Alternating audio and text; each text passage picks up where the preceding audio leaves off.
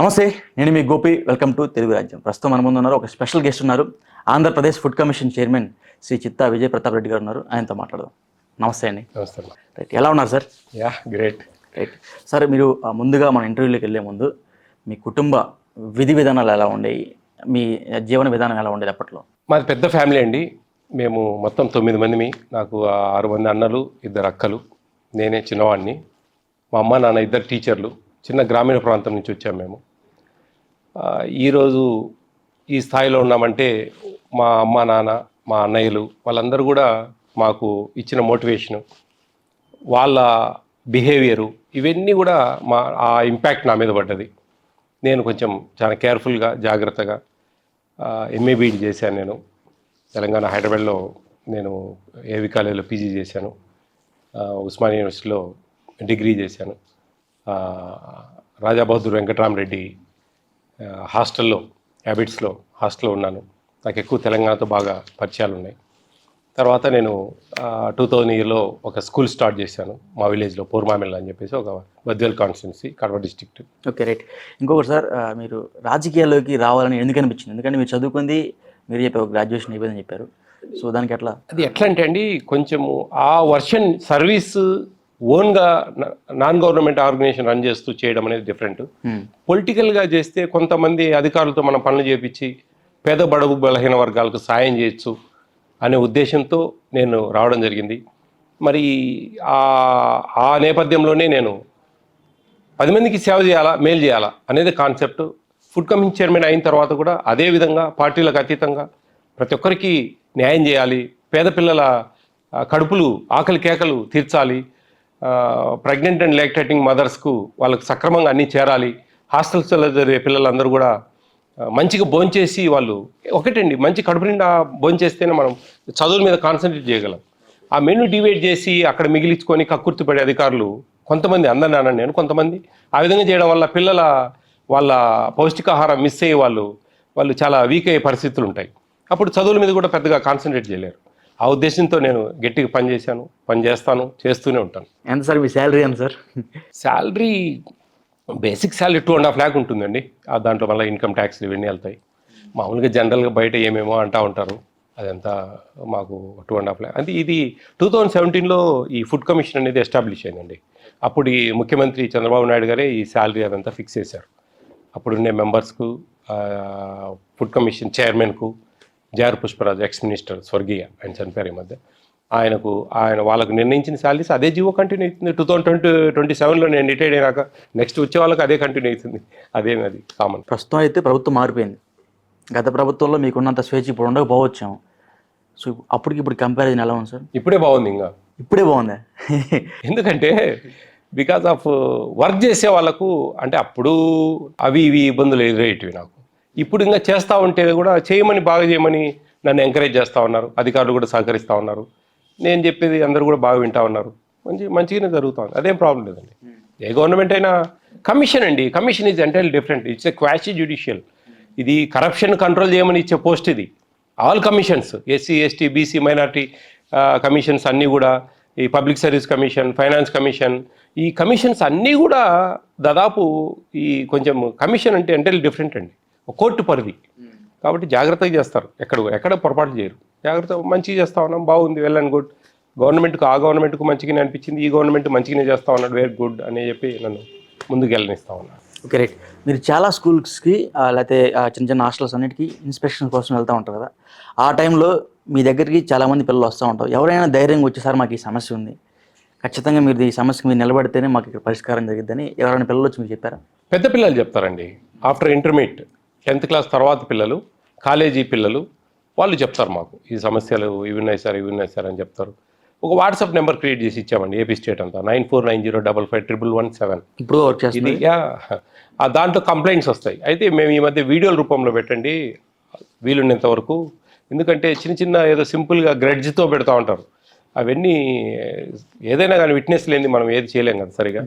కానీ అంతకుముందు కొద్దిగా ఆ కంప్లైంట్ తీసుకొని ఆ సెంటర్స్కి పోయి మేము అడిగేవాళ్ళం. కొన్ని నిజం అని తెలుస్తాయి, కొన్ని అబద్ధం క్వాంటిటీలు పెట్టారని తెలుస్తాయి. అందుకని ఇప్పుడు ఎక్కువ వీడియోస్ పెట్టండి అంటాం. అట్లా వీడియోస్ పెట్టినట్టు కూడా మేము ప్రమోట్ చేసాం. దాని మీద తీసుకునే చర్యలు కూడా అవి కూడా మేము చేసాం. అదే మేము అట్లా వెళ్తా ఉన్నాం. రైట్. సోషల్ మీడియాలో పెట్టడానికి కారణం ఏంటి సార్? ఎందుకంటే చాలామంది ఫుడ్ కమిషన్స్ ఉన్నారు. సో ఉన్నా సరే వేరే స్టేట్స్ ఉన్నా సరే వాళ్ళు ఎవరు సోషల్ మీడియా జోలికి రాలా. మరి మీరు ఎందుకు ప్రత్యేకంగా సోషల్ మీడియాలోకి వచ్చి యూట్యూబ్లో వీడియోస్ అప్లోడ్ చేసి ఎందుకు ఇదంతా? ఎందుకంటే ఇప్పుడు ఒకటండి, ఒక అవేర్నెస్ ప్రోగ్రామ్ అది మేమేదో జనరల్గా క్యాజువల్గా పెడుతూ వెళ్ళాము.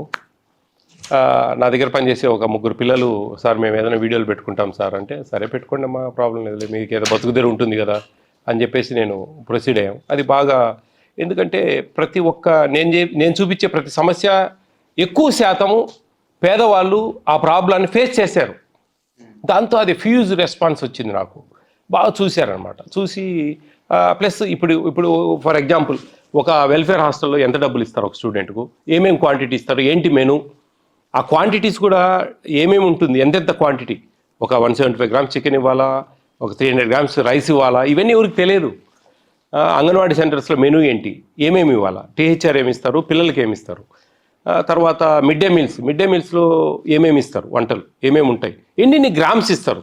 ఇప్పుడు 6th to 10th పిల్లలకు 30 గ్రామ్స్ దాల్ ఇవ్వాలా, 1 to 5th పిల్లలకు 20 గ్రామ్స్ దాల్ ఇవ్వాలా. ఇవన్నీ పబ్లిక్ డేకి తీసుకెళ్ళామండి. అవేర్నెస్ ఇదేదో సోషల్ మీడియాలోకి పోయి పెడతా ఉన్నారు. దీనివల్ల అరే ఇప్పుడు మీరు కొన్ని కామెంట్స్ చూడండి చాలు, నేను పెట్టిన వీడియోస్ కామెంట్స్ చూడండి, ఎంత దానికి రెస్పాన్స్ ఉంది, ఎంత హ్యాపీగా ఫీల్ అవుతా ఉన్నారు. సార్ బాగా చేస్తూ ఉన్నారు సార్, మీ వల్ల కొంచెం మాకు మేలు జరుగుతూ ఉంది, మీ వల్ల మాకు అన్నీ తెలుస్తూ ఉన్నాయి. ఇప్పుడు మనం ఫర్ ఎగ్జాంపుల్ ఒక రేషన్ షాప్లో రైస్ ఈచ్ పర్సన్ 5 కిలోస్ ఇస్తారు, ఒక దాల్ ప్యాకెట్ ఇస్తారు 1 కిలో, 1/2 కిలో షుగర్ ఇస్తారు. వాటికి రిసిప్ట్ తీసుకోవాలి ప్రతి ఒక్కరు. ఆ రిసిప్ట్ తీసుకోరు, ఇవ్వరు వీళ్ళు కూడా. ఎందుకంటే అప్పుడు నువ్వు దాల్ తీసుకోరు, మీరు షుగర్ తీసుకోరు, వాళ్ళు తీసుకున్నట్టు కొట్టేస్తారు, కొట్టి ఆ రిసిప్ట్ ఇవ్వరు, చించాడు పడేస్తారు. ఆ రిసిప్ట్ ఇస్తే ఆ కన్జ్యూమర్ అది చూసుకుంటాడు, ఆ వినియోగదారుడు అది చూసుకొని, అరే ఇవి రాలేదే మాకు, ఎందుకు కొట్టావు నువ్వు అంటారు. వాడు కొట్టేది దేనికి, బ్లాక్ మార్కెట్లో అమ్ముకుంటాడు అతను. ఇటు 67 రూపాయలు 17 రూపాయలు పడేవి, అవి బయట 120 130 రూపాయలు అమ్మచ్చు. ఇట్లా ఇవన్నీ కూడా పబ్లిక్లోకి తీసుకెళ్ళామండి. లేకుంటే ఎవరు చెప్పాలా, చెప్పరు. పోర్టిఫైడ్ కెనల్స్ ఉన్నాయి, పోర్టిఫైడ్ బియ్యం మనకు 550 kg బ్యాగ్లో 500 గ్రామ్స్ కలుపుతాం. ఆ పోర్టిఫైడ్ వల్ల vitamin B12, folic acid, iron ఇవన్నీ మిక్స్ చేసిన కెనల్స్ కలుపుతారు. ఆ కెనల్స్ వల్ల మనకు బ్యాక్ బోన్ స్ట్రెంత్ అవుతుంది, నాడు వ్యవస్థ బాగా పనిచేస్తుంది, మెమరీ పవర్ ఇంక్రీజ్ అవుతుంది, ఈ బాగా గర్భిణీ స్త్రీలకు పిండం బాగా బలపడుతుంది, ఈ బోన్స్ బాగా స్ట్రాంగ్ అవుతాయి. ఇవన్నీ కూడా పబ్లిక్లోకి తీసుకెళ్ళాం మేము. తీసుకెళ్ళడం అంటే ప్రభుత్వము కొన్ని చెప్తుంది, కానీ సోషల్ మీడియాలో ప్రభుత్వం కంటే కూడా మాకు ఉండే సబ్స్క్రైబర్స్ ఇవన్నీ చూసి వాళ్ళు దాన్ని బాగా 10 మందికి చెప్పి, ఈ మధ్య నేను పోర్టిఫైడ్ రైస్ గురించి పెట్టాను, దాదాపు 7-8 లక్షల మంది చూశారు. అందరూ కూడా సార్ మాకు తెలియదు సార్, ఇవి నిజంగా మేము తెలుసుకున్నాం ఈరోజు, మేమేదో ప్లాస్టిక్ బీమ్ రబ్బర్ బీమ్ అనుకునే వాళ్ళం, తీసి పక్కన పడేసేవాళ్ళం. ఇదంతా పబ్లిక్ తెలిసేదానికోసం అండి. ఏముంది, 2 years పెడతాను, తర్వాత ఏం పెట్టాం కదా. నేను యాక్చువల్గా బయట వ్యతిరేక పార్టీ వాళ్ళు ఏమన్నారంటే, విజయ్ ప్రతాప్ రెడ్డి ఒక ఫుడ్ కమిషన్ చైర్మన్ లేకపోతే ఒక యూట్యూబర్ అన్నారు. ఈరోజు ఈవెందో మన సీఎం గారు, మన చంద్రబాబు నాయుడు గారు ఎమ్మెల్యేస్కు ర్యాంక్స్ ఇస్తూ ఉన్నారు.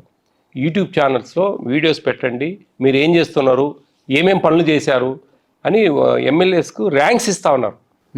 ఏమంటారు దానికి? అది రైట్ అయినప్పుడు ఇది ఎందుకు రైట్ కాదు? అంటే మీ ఉద్దేశంలో రైటేనా? 100% కరెక్ట్. పబ్లిక్ చేరవేస్తున్న విషయం.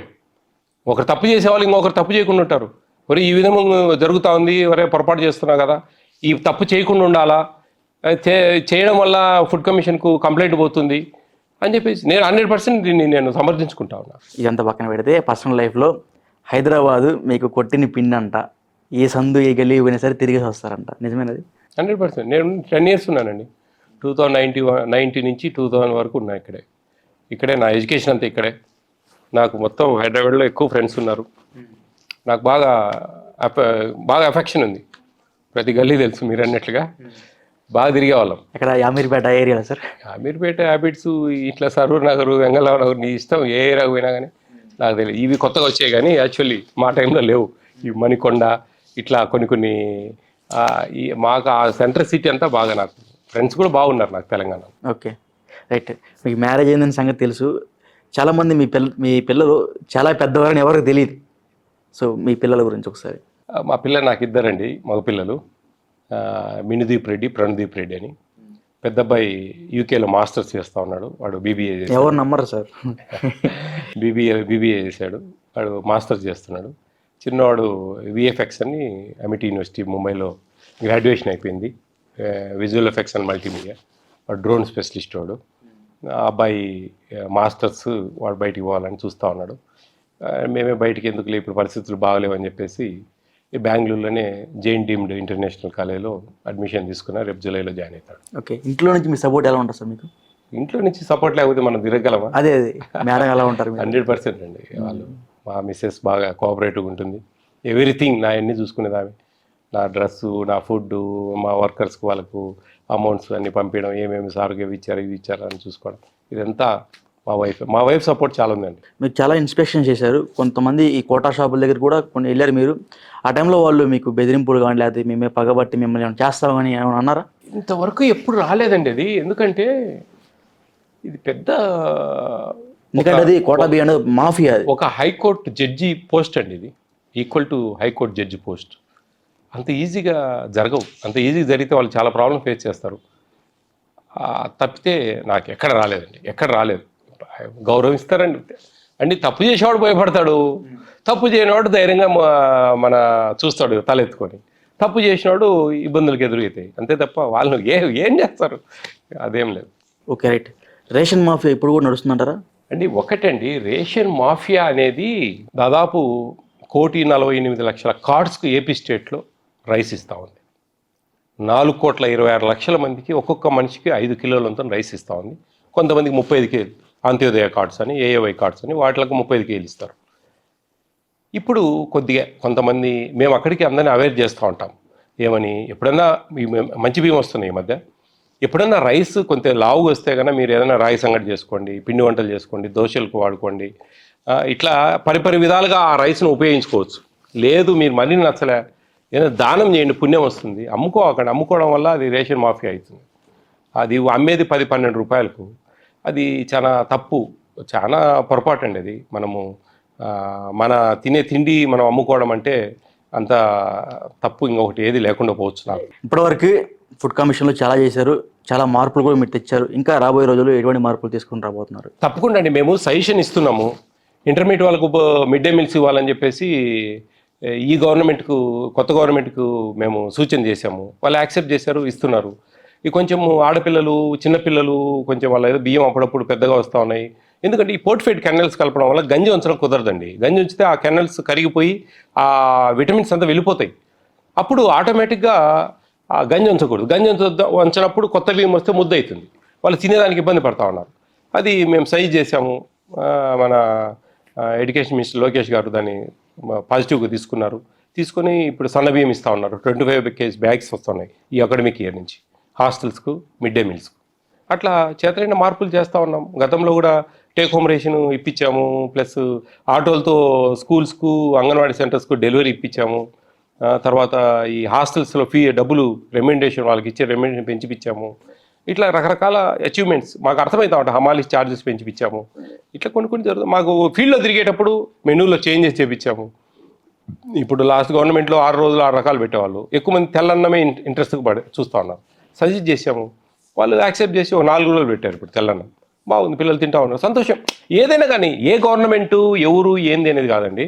ఎవరైనా సరే పేదవాడికి న్యాయం జరగాల, వాడు మంచి హ్యాపీగా ఉండాలా అనేది కాన్సెప్ట్ ఇక్కడ. Right sir, thank you sir, thank you so much. Thank you for your giving a valuable time. Hello, Telugu రాజ్యం ఛానల్ చూస్తున్నారా? సామాజిక, రాజకీయ, జీవన చిత్రణే తెలుగు రాజ్యం. అతిశయోక్తులు, అసత్యాలు ఉండవు. రాజకీయ కోణం కాదు, ప్రజా కోణమే కొలబద్ద. తెలుగు రాజ్యం వీక్షణ మీ ఉత్తమ అభిరుచికి నిదర్శనం.